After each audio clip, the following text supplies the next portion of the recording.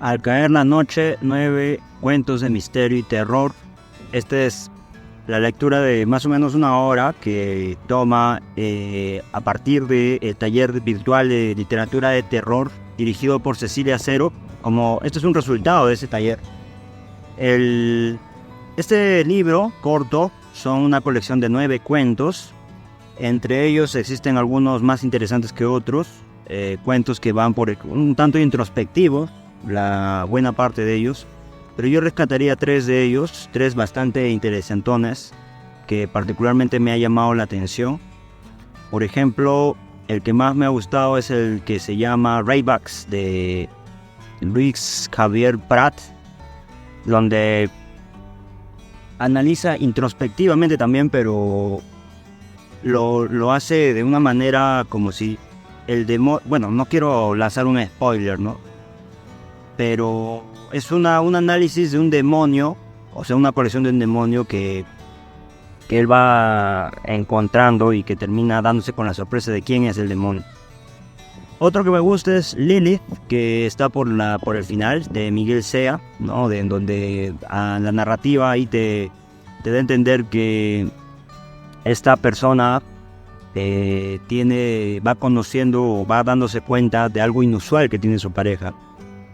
Y así hay otros, ¿no? La cita, por ejemplo, también es otra interesante. Como les digo, algunas de estas novelas o cuentos son bastante introspectivos. Esos no me han gustado tanto porque no identifican muy bien al demonio, no identifican muy bien digamos, a personajes. Eso también es una crítica a todo el libro en general, que me parece que es un documento muy corto. Hay algunos cuentos que a mí me gustaría que se profundicen más. Me gustaría conocer, por ejemplo, qué pasa o extender un poco, ¿no? Estos cuentos que he mencionado que son particularmente interesantones. Y bueno, eso más o menos ha sido toda esta travesía tan corta en estos 9 cuentos. Otra crítica que puedo hacer es, si bien el documento intenta abordar un tema de actualidad, una visión así un tanto postmodernista, ¿no? del terror, por ello hay inclusive algunos cuentos que tratan sobre cosas ya de actualidad, ¿no? Por ejemplo, el papel de la mujer, el papel o las redes sociales o los virus informáticos, etc. Creo que sería mejor indagar más en lo que son los demonios propios de la cultura peruana, ¿no? Y expandir más ese horizonte, porque creo que es más enriquecedor en vez de, ¿no?, tocar estos temas un tanto postmodernos. Bueno, aquí les dejo con los 9 cuentos, que lo disfruten.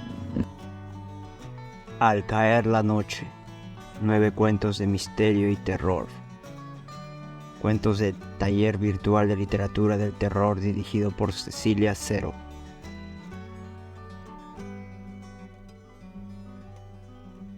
Cecilia Cero. Había terminado la secundaria y con solo 16 años escribió su primer libro, Perras Memorias, 2002, una autobiografía escolar. Tal fue el éxito en ventas que consiguió a inicios de su carrera, que fue distinguida por los medios como la escritora más joven del circuito literario peruano.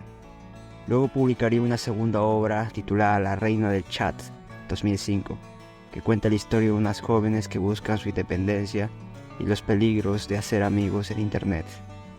En paralelo, Cero estudió su faceta como cantante, lanzando un CD alusivo a su primer libro, Perras Memorias, y ganando concursos locales con su banda de rock que sonaron en programas de rock nacional. En el 2004 participó en el CD Caleta Finale y en el 2007 participó en el CD tributo a César Vallejo, Los Pasos Lejanos, con la canción Ágape. Como actriz, ha actuado en los cortos Cantando en Zapatillas, 2010, y Los Tres Deseos, 2013. El programa sucedió en el Perú, Sarita Colonia, 2013, la película Fechoría en San Genaro, 2017, y diversos comerciales de televisión.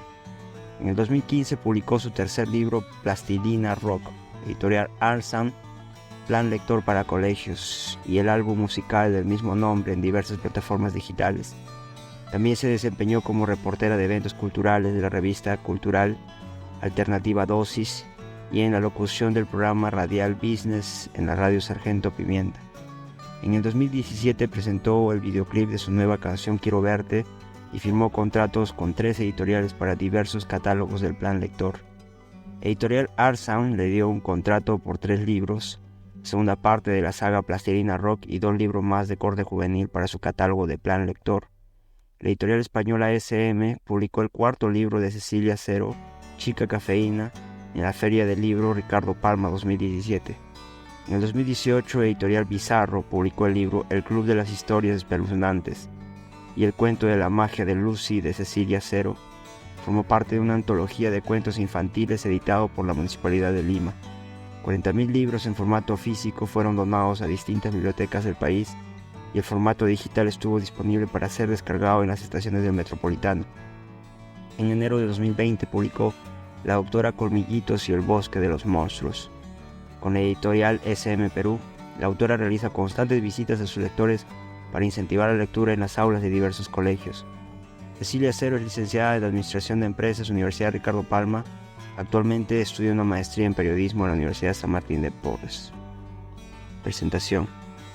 Promover la literatura y la cultura es la razón de ser del Fondo de Cultura Económica, y más aún en tiempos difíciles como los que estamos pasando por la pandemia de la COVID-19.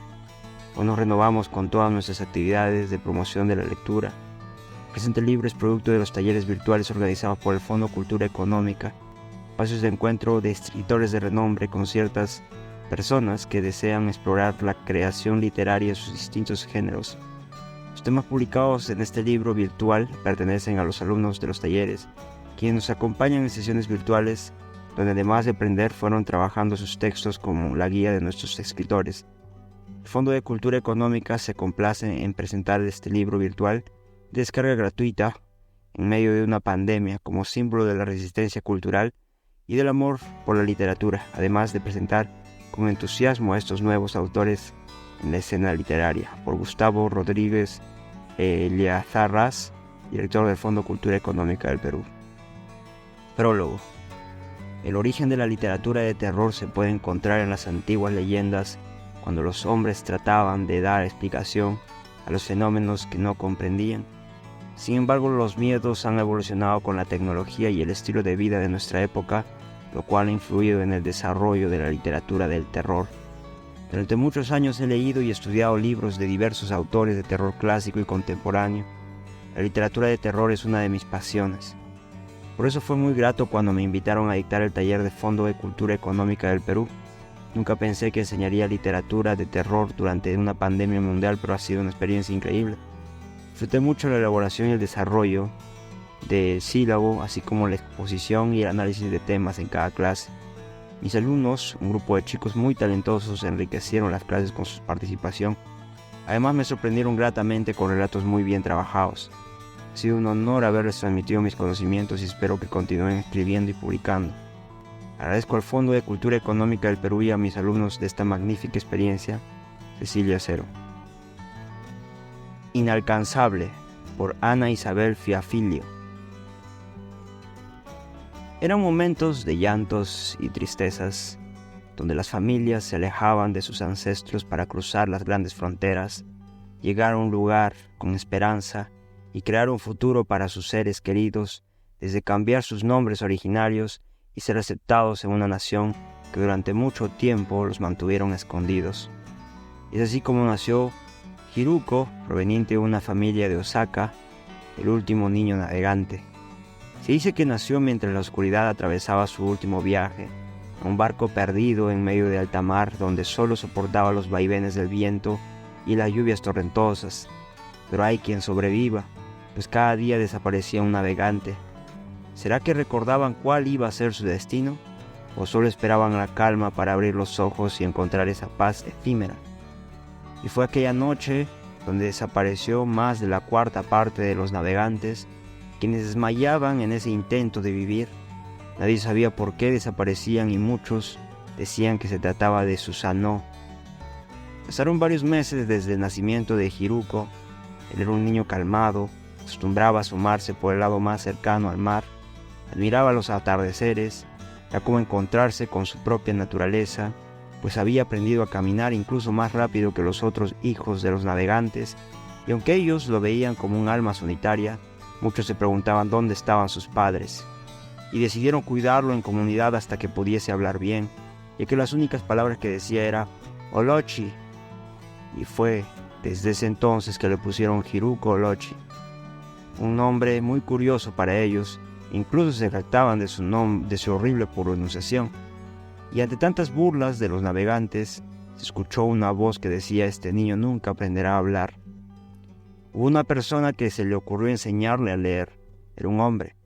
Este hombre no revelaría su verdadero nombre hasta que el niño cumpliera 8 años, y donde cada año tenía que enseñarle muchas lecciones de vida, desde los más ilustres y eruditos personajes ancestrales, medicinas tradicionales, hasta las cosas más inexplicables como el amor.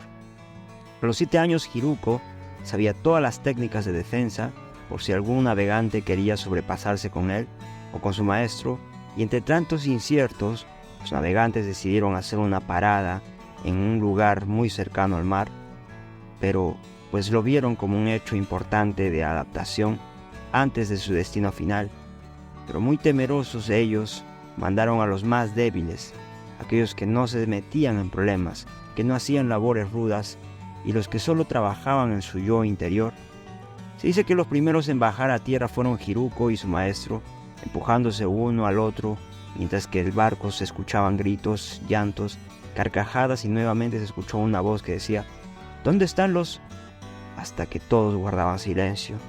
Entre las ramas salía una niña diciendo: ¿quiénes son ustedes? Era un poco extraño ver a la dulce niña, pues tenía una vestimenta muy particular, totalmente diferente a los navegantes. A Hiruko le causó curiosidad, pues mostraba una actitud dominante y empoderada, libre de tomar decisiones y símbolos de protección a su comunidad.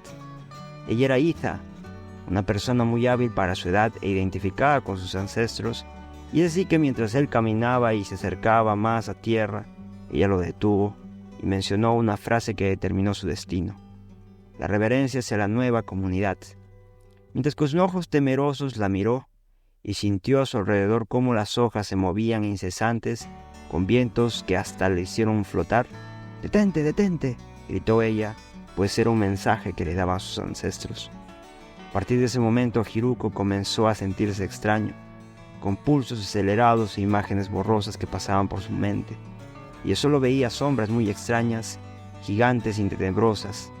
Pararon un instante en medio de la jungla, y Hiruko dijo: «Han vuelto recuerdos a mi mente. ¿Por qué siento tanto rencor? ¿Acaso he cometido tanta maldad?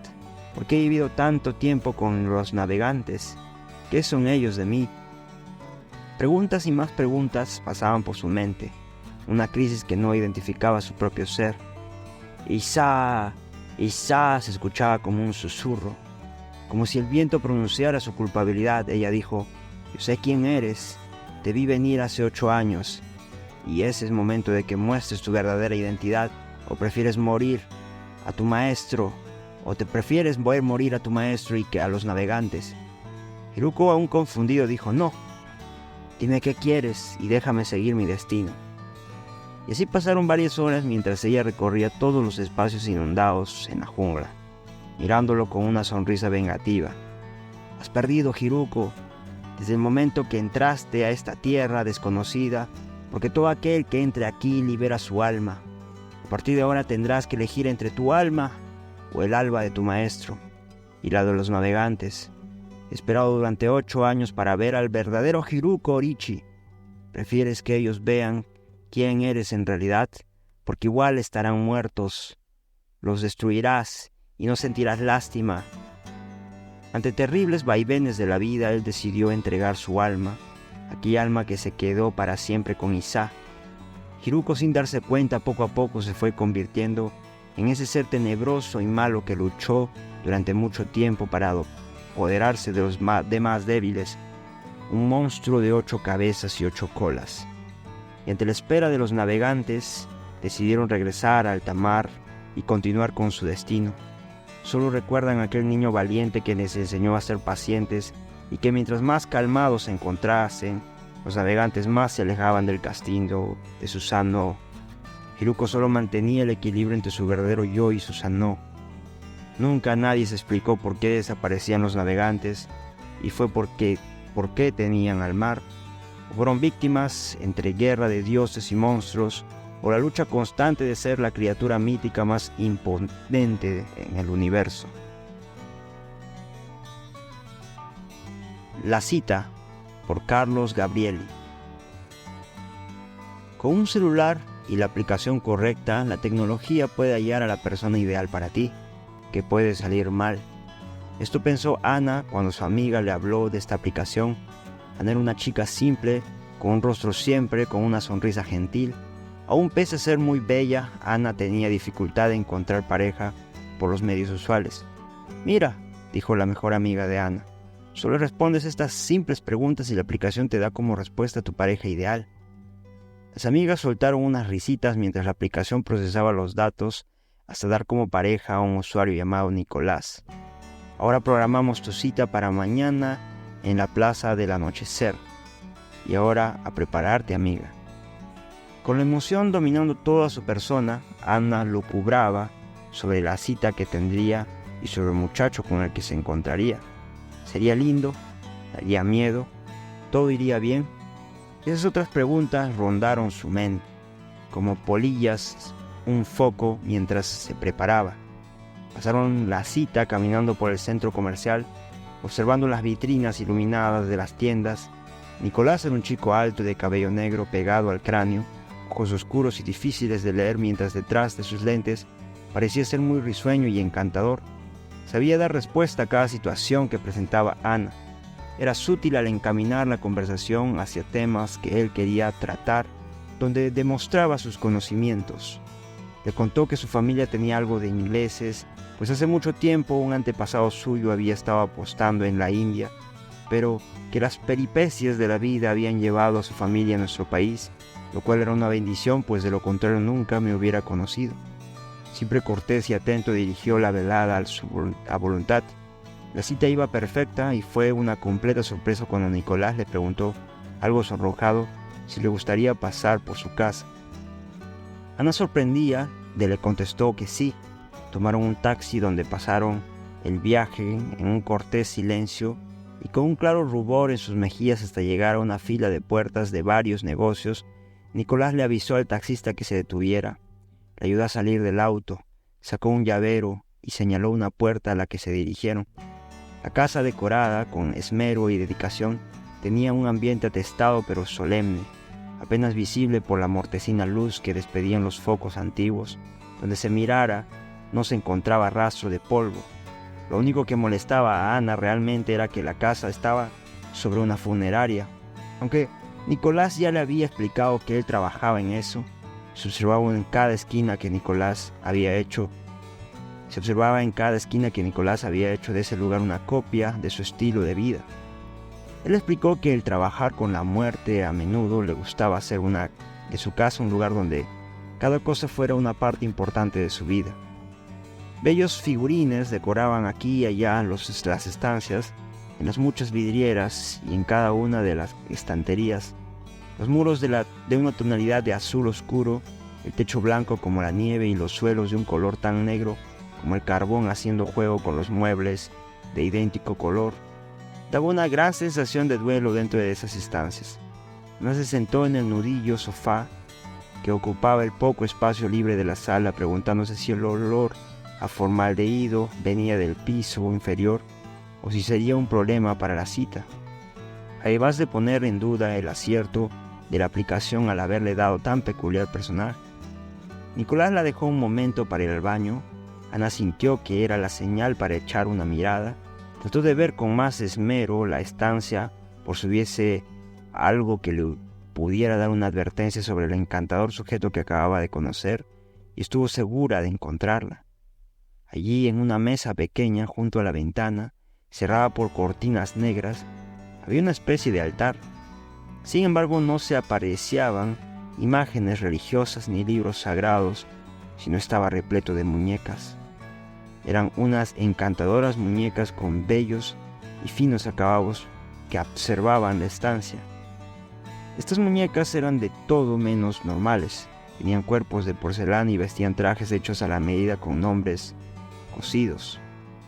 Al parecer fueron confeccionadas a mano con mucho esmero pero lo más inquietante eran sus rostros, pues estaban vacíos y tenían pegados retazos de fotografías que ocupaban la faz de sus muñecas. Podía contar más de media docena de ellas. Ana tomó una muñeca que observaba mejor y le asustó ver cómo la cabeza se separaba del cuerpo. Cuando creyó haberla roto, descubrió que dentro de la muñeca había una especie de arena. Echando la vista hacia atrás, con cierto nerviosismo para ver si tenía tiempo de curiosear, introdujo un dedo y sintió que tocaba una especie de polvo con piedrecillas irregulares que desprendía un extraño aroma a fósforo quemado. Trató de sacar con el dedo un poco de aquello y se estremeció. Eran cenizas y restos de hueso. Ana cogió sus cosas y estaba a punto de salir cuando Nicolás entró en la habitación. Su rostro denotó sorpresa por encontrarla así de nerviosa. Trató de tranquilizarla, preguntándole qué le había asustado, a lo que ella respondió que había recordado que tenía una urgencia y debía regresar a su casa. Nicolás, muy cortés, se dirigió a la puerta y estaba abriéndola cuando algo llamó su atención. El sonido de la porcelana rodando. Volteó y cerró la cabeza de una de las muñecas rodando lentamente sobre la pequeña mesa. Observó el rostro crispado de Ana y con gran parsimonia le cogió la mano, contemplando así su dedo todavía sucio de ceniza. La intensidad de la escena solo podía empeorar con la lividez que invadía el rostro de Nicolás. Él no le soltaba la mano a la pobre muchacha. Observaba de manera enfermiza el dedo de la asustada Ana. Con esperanza de tranquilizarlo, le explicó con una voz quebrada que una de las muñecas casi al borde de la mesa y pareció estar a punto de caerse, y eso lo quiso ponerla en el lugar más seguro, pero que al hacerlo la cabeza de la muñeca se abrió y que ella solo trató de colocar la cabeza de nuevo en su lugar. Nicolás pareció recuperar la compostura y soltándola le dijo que había maltratado a su hermano, que acababa de morir, pues él solo seguía con las tradiciones de su familia. Son muñecas mortuorias las que colecciono, dijo Nicolás. Se solían hacer durante el siglo XVIII en la India británica. Cuando muere un familiar, alguien era cremado vivo para honrarle y viajar con él al otro lado. Entonces las cenizas de las dos personas, difunto y ofrenda, son guardadas en un recipiente con una forma de muñeca.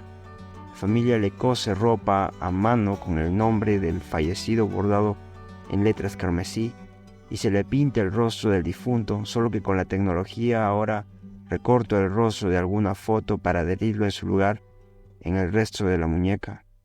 Aquí están, entre otros familiares más antiguos, mis 4 abuelos, mis padres, tíos y mi hermano. Ana observó los ojos de Nicolás esperando que dijera que era una broma, pero al verlo tan serio y solemne, Ana rodeó su mirada pasando por los rostros de las muñecas.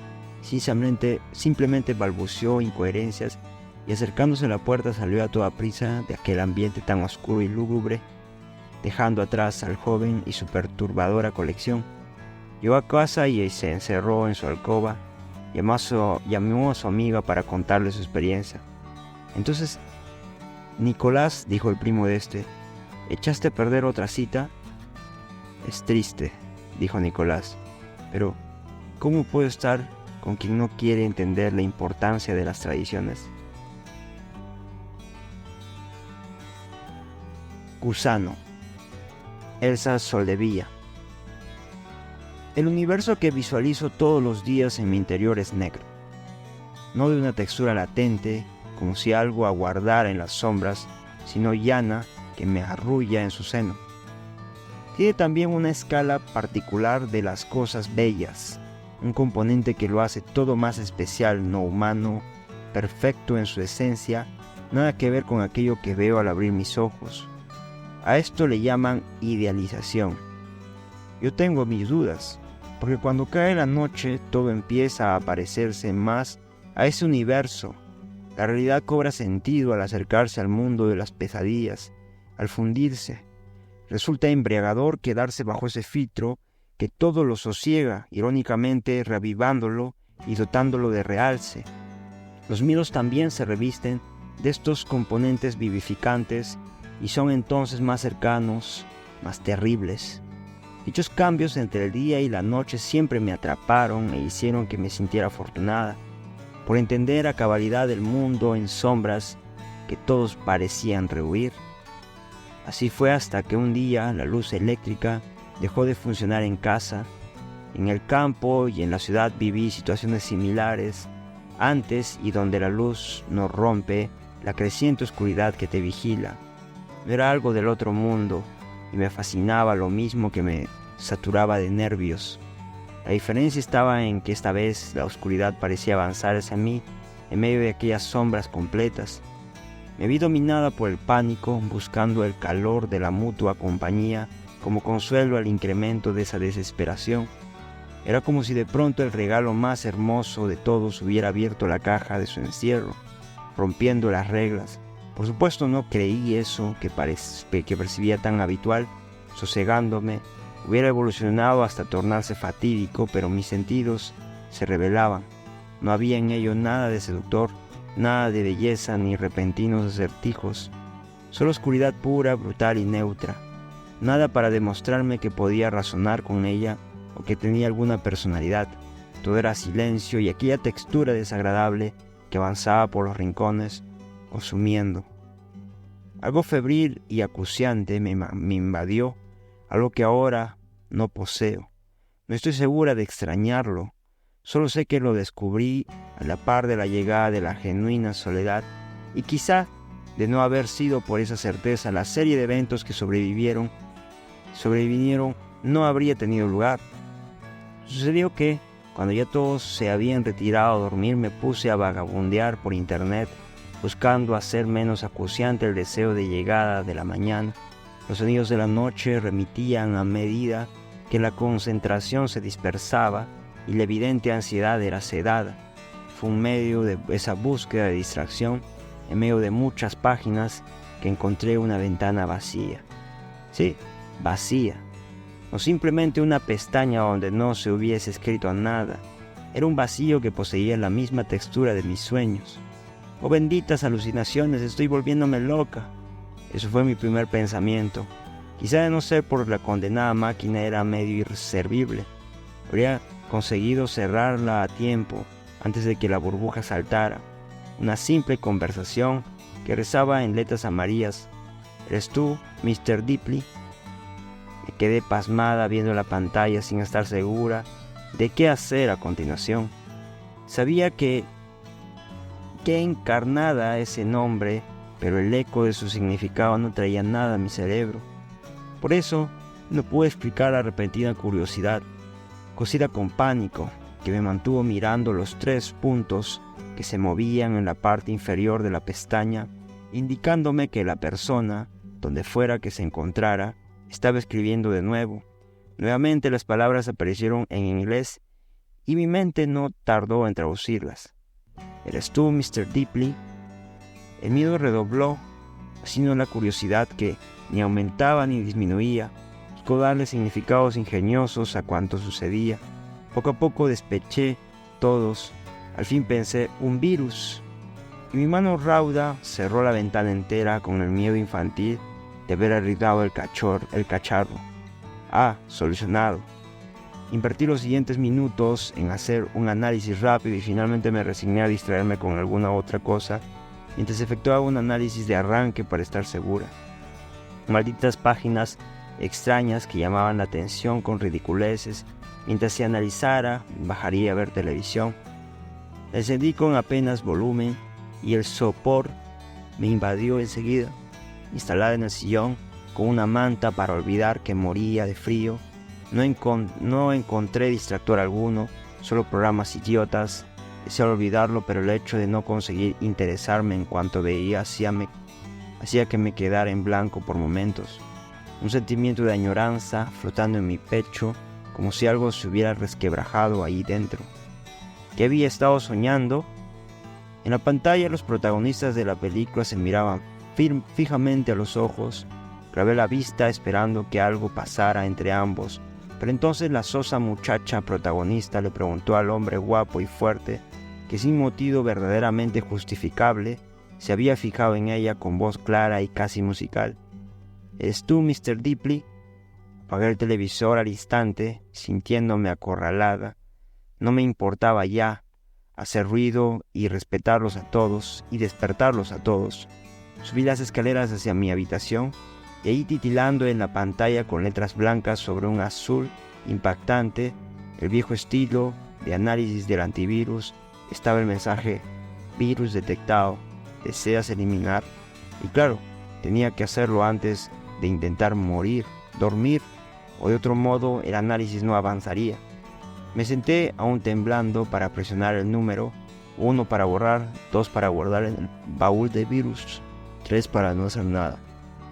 Un archivo alojado en la carpeta Win32, C System Win32, Mr. Deeply. Aún ahora no entiendo por qué no grité. Creo, aunque mis memorias son vagas, que simplemente en mi mente hizo cortocircuito. Apenas reaccioné, todavía de madrugada y cubierta de lágrimas, corrí con mi hermana, soltaba junto a ella, todavía medio dormida, balbuceos ininteligibles de miedo y pánico, ante un virus que se había introducido en mi cabeza, un virus llamado Mr. Deep. El gran mar abierto, por Hara Desmond. La puerta se cerró. Victoria Billy Torres se encontraba abriendo las cajas con sus pertenencias. Había dejado abierta la ventana y los vientos fríos del mar entraban con violencia en la habitación. ¿Todo bien?, gritó la voz de su padre. Sí.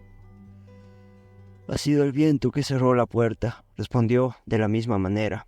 Tenían que gritar al hablar, aquellas largas paredes acostumbraban a ahogar sus voces. Había transcurrido una semana desde que se mudaron a la vieja y grande casa con vista al mar. De 2 pisos y grisácea, era una belleza con sus cercos blancos y pisos de madera. Su madre decía que le recordaba las casas victorianas de su país natal. Sacó lo último que había en la caja, un pequeño barco que ella misma diseñó y armó. Es un bergantín, le había dicho a sus padres cuando le preguntaron qué era. Lo colocó en su escritorio, cerca a la ventana, con el mar teñido de rojo por el atardecer. El sonido de las olas le hacía rememorar sus sueños, puertos de épocas distantes, majestuosos barcos, y ella, abordando uno de estos para hacerse a la mar. El sonido de las olas le surgió otro sentimiento: miedo. El sol ocultándose, el gran mar abierto de tono escarlata, el terror o algo o alguien saltaron completamente como una punta afilada en su nuca. Algo va a ocurrir, pero estoy en casa, no hay nada que me pueda hacer daño. Billy cerró la ventana de una vez por todas, le dio una observada a su habitación, un librero lleno de libros a medio leer apoyando una pared blanca polvorienta, una cama azul, una puerta y piso de color caoba. Todo estaba en orden, no había nada de qué preocuparse, su miedo irracional se esfumó. Se sentó en su cama, no tenía nada que hacer, eran vacaciones de mitad de año y tenía todo el tiempo del mundo. Decidió que bajaría a la sala de estar para ver una película. El pasillo que llevaba a las escaleras se tornaba oscuro en las tardes. En las noches era una oscuridad total. La única fuente de luz era el primer piso que se asomaba débilmente al final del pasillo. Las escaleras producían un gemido lastimero cada vez que pisaban sus escalones. «Hey, justo te iba a buscar en tu habitación», le dijo su madre en el primer escalón. Su voz, a pesar de llevar varios años viviendo en suelo peruano, todavía presentaba su acento británico. «¿Estás segura que quieres quedarte sola? Tu padre y yo no volveremos a estar. No te preocupes de cuidarme sola». «Lo sé. Aún así, cierra con llave todas las puertas y si sucede algo, no dudes en llamarme», le desordenó. Le desordenó su corto cabello ondulado. «Cuídate, te queremos». Su madre le dedicó una sonrisa. Su padre estaba esperando afuera. Billy la observó irse. El auto, encendiéndose, sofocó el sonido del mar por unos segundos. Un ambiente frío se apoderó de la casa. Habrá entrado aire por la puerta que estaba abierta, pensó mientras se echaba en el sofá y esperaba que cargase la película. La película terminó hace un rato. Era la adaptación de un libro que jamás había escuchado. No le había prestado mucha atención. La oscuridad a su alrededor la distraía. Frío no se iba. Estaba por todas partes y al subir hacia su habitación, ¿por qué sentía que alguien la observaba? La oscuridad te envuelve como si hubieras saltado al océano, ¿no es así? Ya bajo las sábanas de su cama, Billy empezó a soñar. Cerró los ojos, los volvió a abrir y estaba en otro lugar. Era el mismo barco de siempre, de eso estaba segura, pero no estaba en la cubierta. El capitán ha perdido la cabeza, dice que Dios le advirtió en sus sueños que su tripulación se irá en su contra. Paranoia lo ha invadido, no confía en nadie. Dos voces diferentes hablaron, pero en aquella bodega oscura no. Raybacks, por Luis Xavier Prat. Vergüenza, eso es lo que soy, una gran decepción. Mi familia se siente avergonzada de mí, tal vez porque soy un chico raro que siempre se mete en problemas. A lo mejor porque no tengo amigos y disfruto más estando solo, o quizá porque los desastres que ocasiono siempre los terminan involucrando. Soy la oveja negra, siempre lo fui. Por ejemplo, hace unos meses nos mudamos de casa por un pleito colosal que tuve con unos vecinos. El asunto fue tan grave que incluso llegó a la agresión física. Al cambiar de domicilios esperaba encontrar nuevos aires en mi vida. Error, todo se complicó aún más.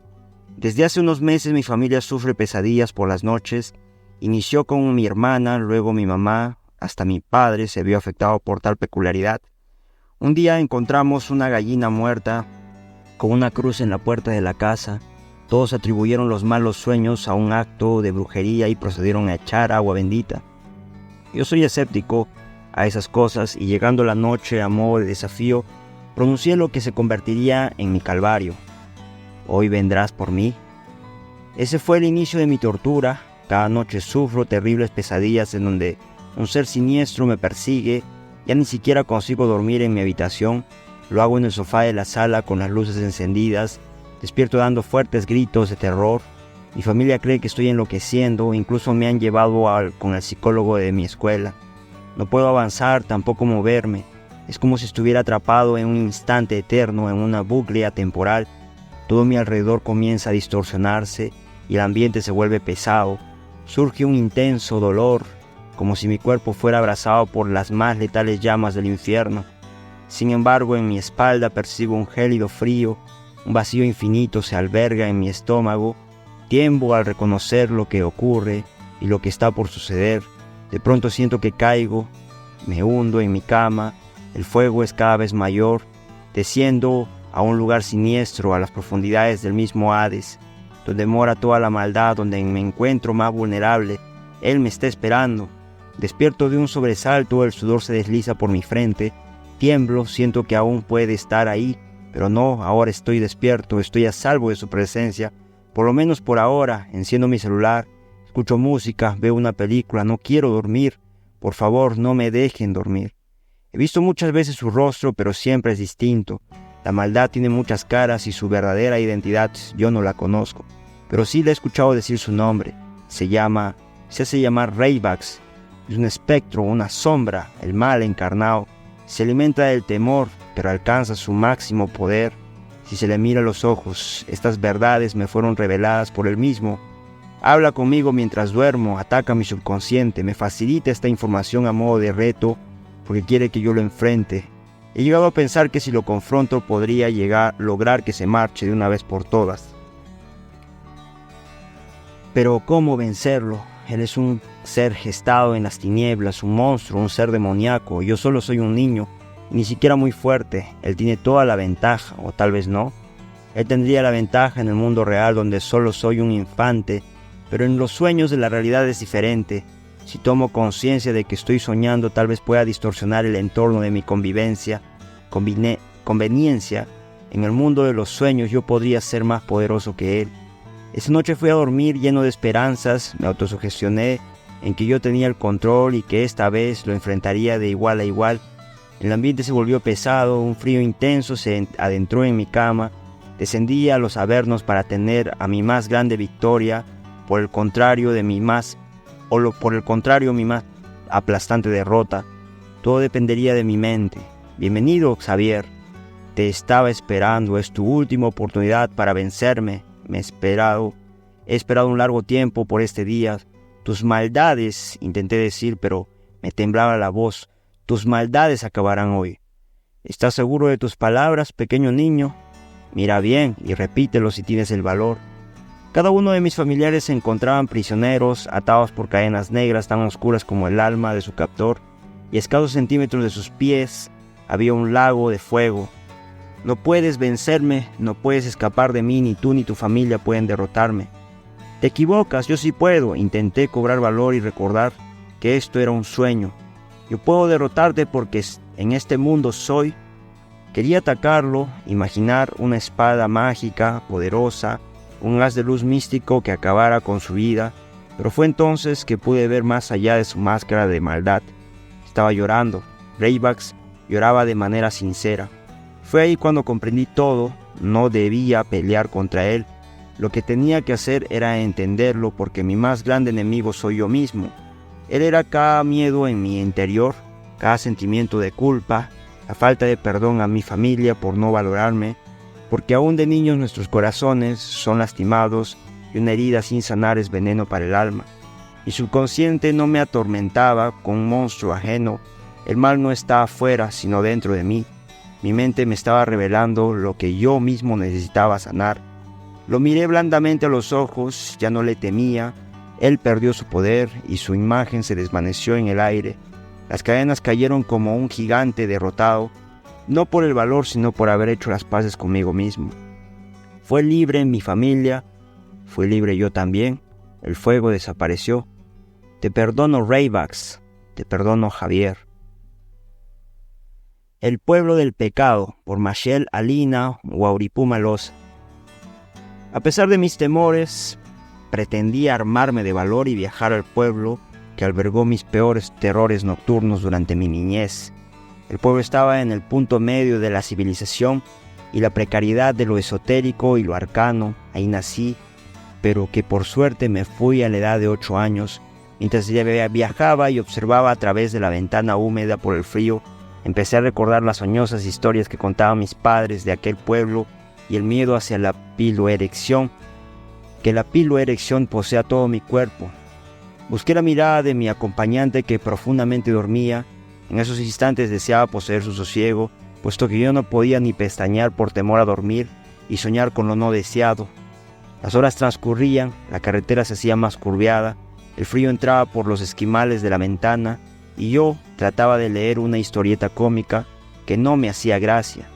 Siendo aún de madrugada llegamos al pueblo, así que mi acompañante y yo decidimos quedarnos en la estación hasta que amaneciera por temor a que nos robaran, pero él no sabía que mi temor era otro, así que apoyé su decisión, y sintiéndome más segura por las luces de la estación, el bullicio y los pasajeros y el canto de los gallos, cerré los ojos.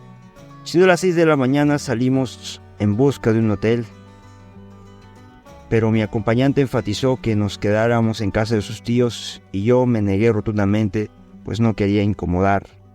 Además se suponía que habíamos elegido este pueblo porque queríamos un lugar alejado de la colectividad para poder escribir el libro que tanto aspirábamos a publicar. Entonces mostré mis argumentos con enfado. Mi petición fue rechazada. Tomamos un microbús hasta la residencia de su tío Norberto. Observé que nos alejábamos de la plaza del pueblo y nos adentrábamos a las lomas. Mi ira iba disminuyendo hasta que el miedo se apoderó nuevamente de mi ser, pues este ambiente me hacía recordar la zona donde crecí. Empecé a sentir mucho frío y a pesar del sol de las montañas, mis manos sudorosas tocaban mis piernas temblantes. Di 3 respiraciones profundas para disimular mi temor y me aventuré a esta travesía, sabiendo que el miedo que me ocasionaba este pueblo podría inspirarme para escribir una digna novela de terror, y así fue.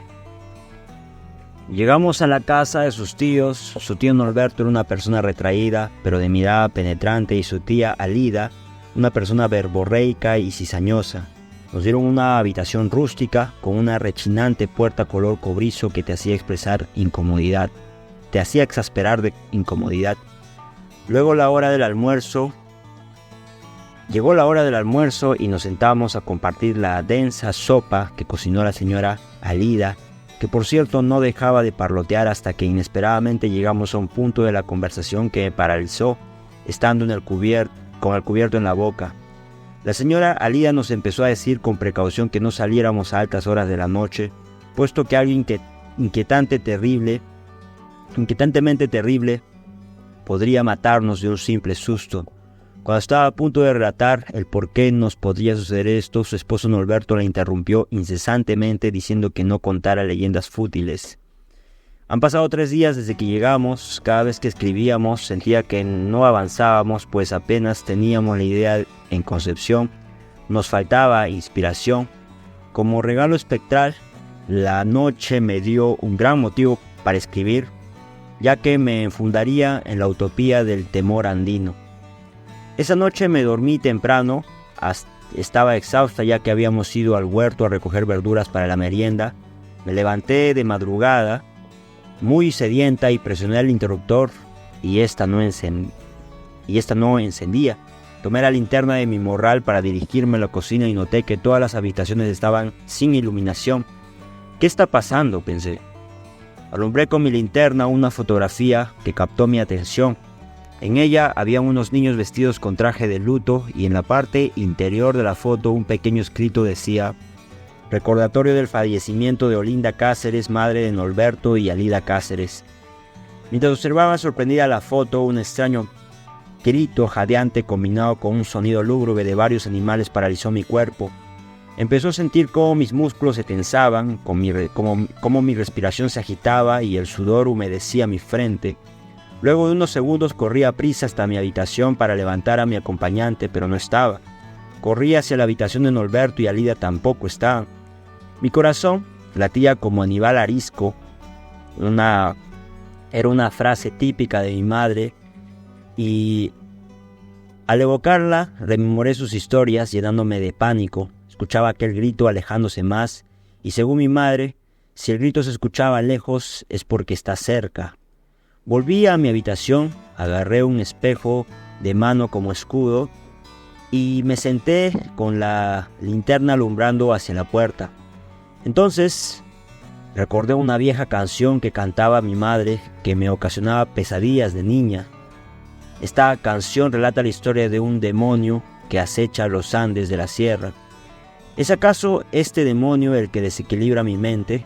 Dios castiga el pecado del incenso, decía mi madre, que había visto a sus primos teniendo relaciones sexuales, y este castigo se personificaba en un demonio representado por un animal que escupe y paraliza tu cuerpo dejándote inmóvil,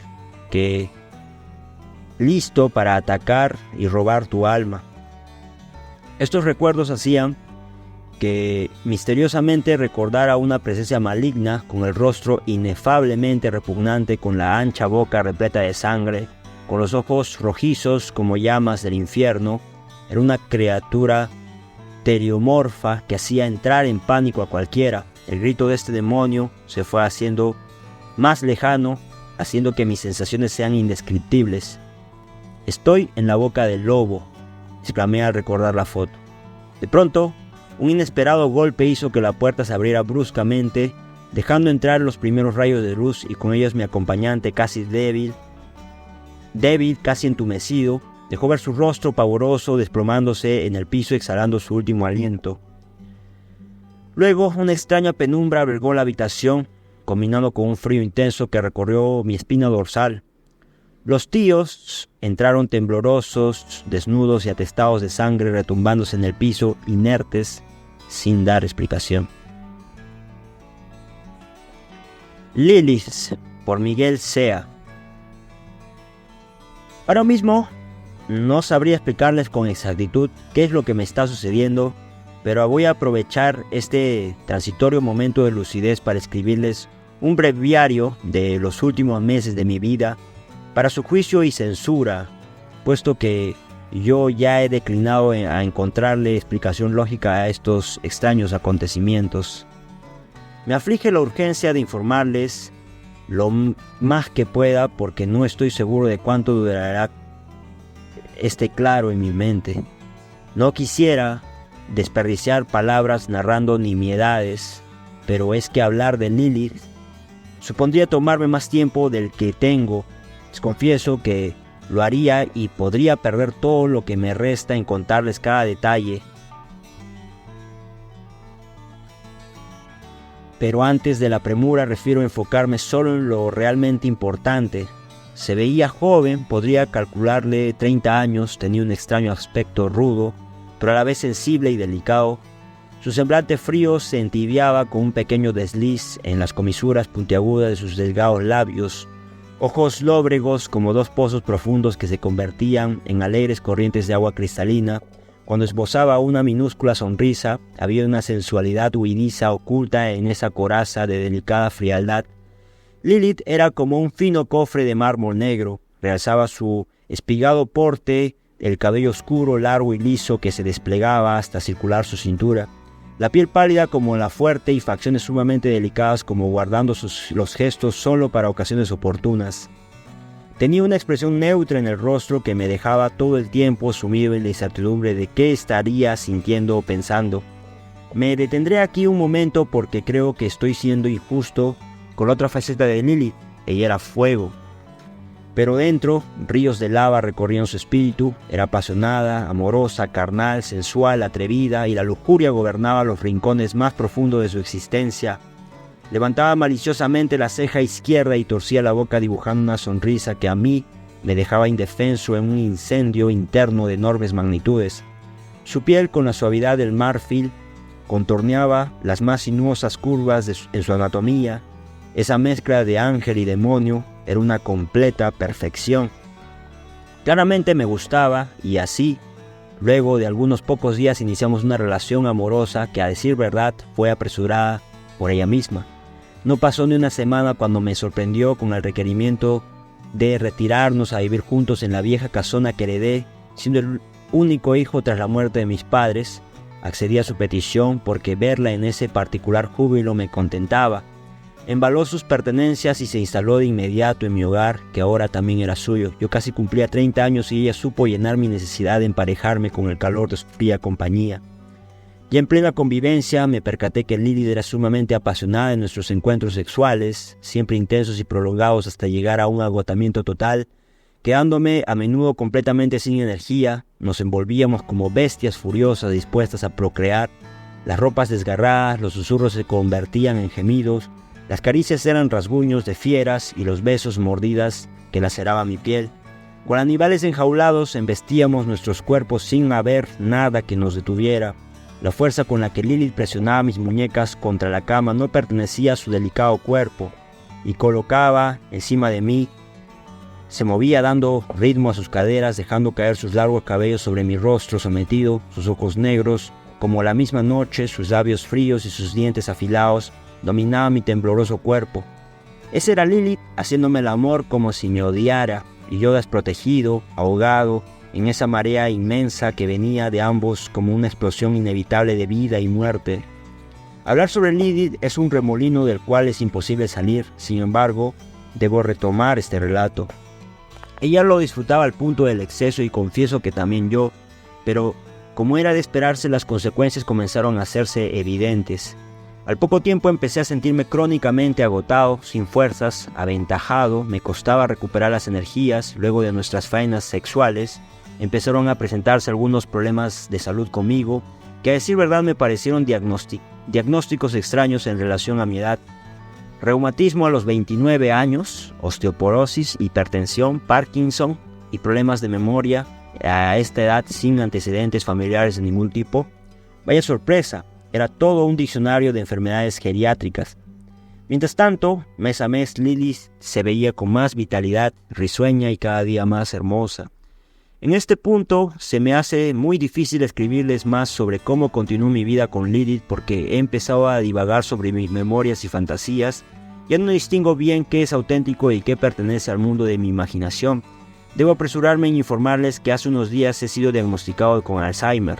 Casi no puedo moverme por la artritis reumatoide y estoy postrado en la cama con el cabello cano y la piel arrugada a puertas de cumplir 30. Pierdo la conciencia la mayor parte del día y los pocos momentos de lucidez que tengo los utilizo para preguntar ¿dónde está Lilith? No sé qué pasó con ella. Veo con sospecha a la joven nodriza que ha tenido a bien acompañarme estos días. No creo que pase los 20 años. Sin embargo, a pesar de su corta edad, debo confiar en sus cuidados. Creo que ella sabe algo de Lilith. Se lo he preguntado y no responde mi interpelación. A rato la descubro observándome, sonriendo maliciosamente con la boca torcida y la ceja izquierda levantada. Supongo que me esconde algo, pero no logro descifrar qué, porque tiene una expresión tan neutra en el rostro que me deja sumido en la incertidumbre de qué estará sintiendo o pensando.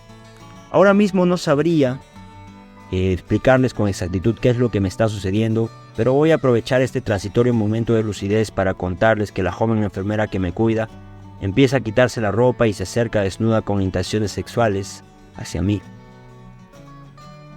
Experiencia irreversible por Norman Alastor. Ese fatídico día estuve celebrando el cumpleaños de mi enamorada en compañía de mis mejores amigos. Por la efusividad del momento no me percaté de la hora hasta que todo acabó. Eran las 3 de la madrugada y algunos minutos más y ya todos los invitados se habían ido y solo quedaba mi pareja recogiendo los vasos y platos. Me despedí de ella y caminé a la estación del metro sin prisa pero sin pausa.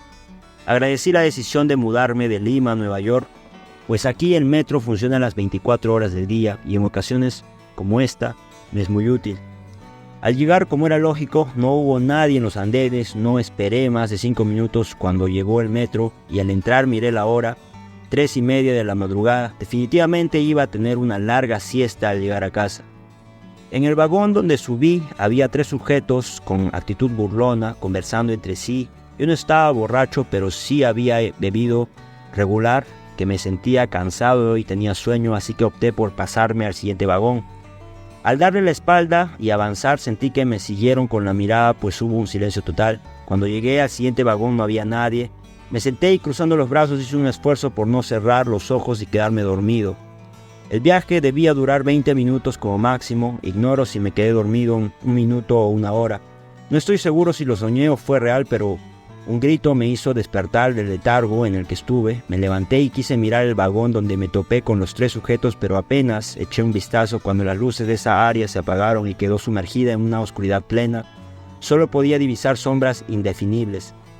No escuché ni nada más, pero una sensación de escalofrío recorrió mi espina dorsal, como advirtiéndome que no debía esperar otra señal para huir de ahí. Y entonces corrí rumbo al siguiente vagón. Apenas crucé la puerta e ingresé al siguiente hotel de reojo que las luces se iban apagando. Entonces sin ninguna clase de titubeo aumenté la velocidad y volteé la mirada. En ningún momento, aún así, me percaté que vagón tras vagón las luces se interrumpían para dar paso a la perturbadora oscuridad. Cuando llegué al último de todos los vagones, temí por mi suerte. Los efectos del alcohol desaparecieron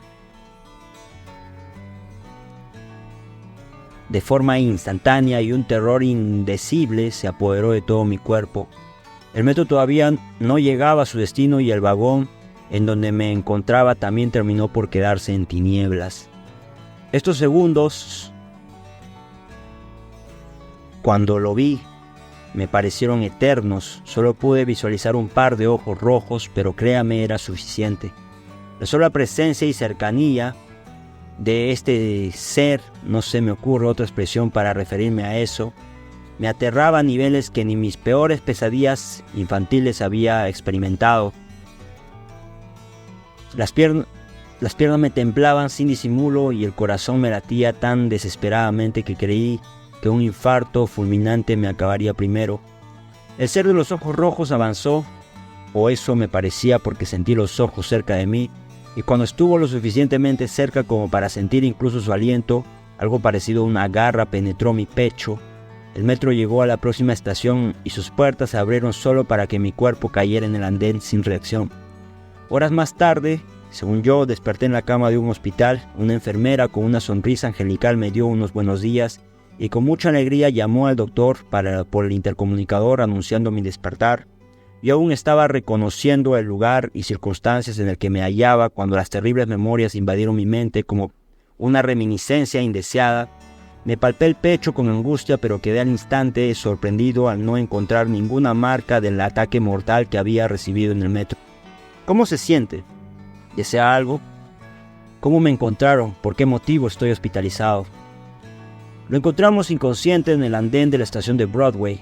Hace 4 días se le detectó un alto porcentaje de alcohol en la sangre, por lo que se le diagnosticó coma etílico.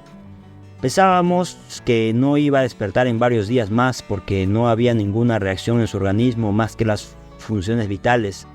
El doctor también se ha sorprendido cuando se lo comuniqué. ¿Qué pasó con la herida en mi pecho? ¿Cómo pudieron curarla sin dejar ninguna cicatriz? ¿Herida? No se le encontró ninguna señal del daño o lesión en el cuerpo.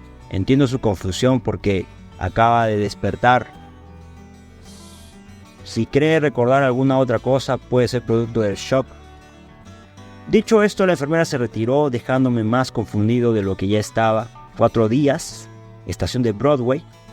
Eso estaba a casi 10 estaciones de mi casa, y la herida del pecho aún conservaba en mi memoria la sensación del extremo dolor provocado por el ser desconocido, pero no había ningún rastro físico de ello. Pero no quedé exento de secuelas.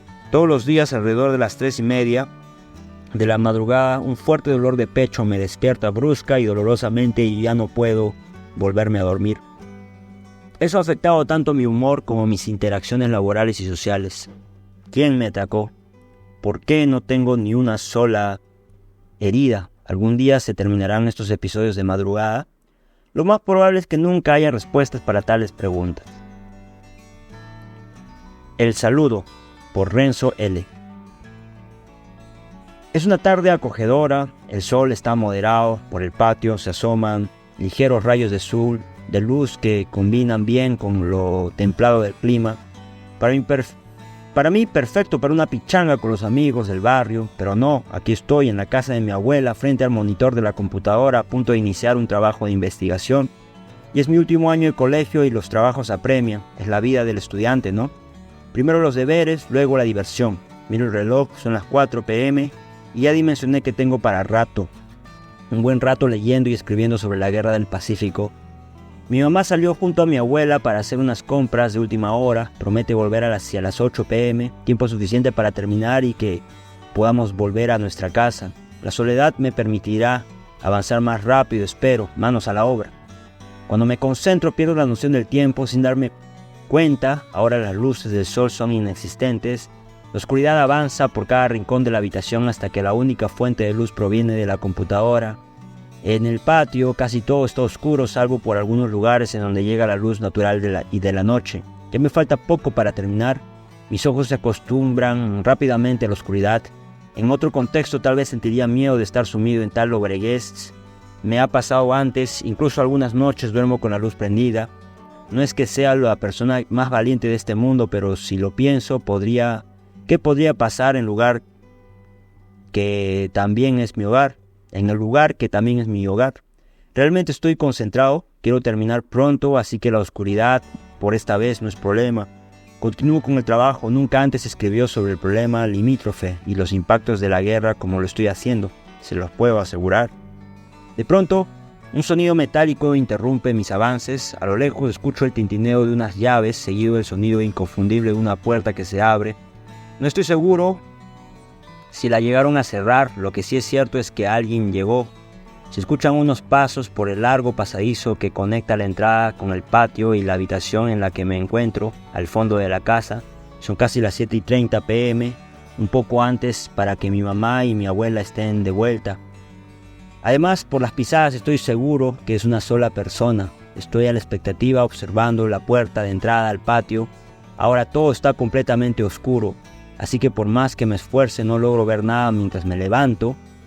Al prender la luz escucho una voz a mis espaldas. Sea quien sea, ya llegó al patio. «Hola, Rencito», dijo con cariño. Aunque me resulta familiar, no puedo evitar estremecerme. Es una voz alegre, como la de quien ve a alguien después de tiempo. Suena apurado y aunque parece lejano, fue lo suficientemente clara para saber que alguien me saludaba. No di la vuelta en el acto, no pude verlo con claridad, pero creo que es mi tío. Instintivamente le devuelvo el saludo, silencio. Luego logro ver cómo su sombra se pierde rápidamente por el camino que da hacia la sala, tan rápido como a quien se le va la vida en el proceso, muy raro.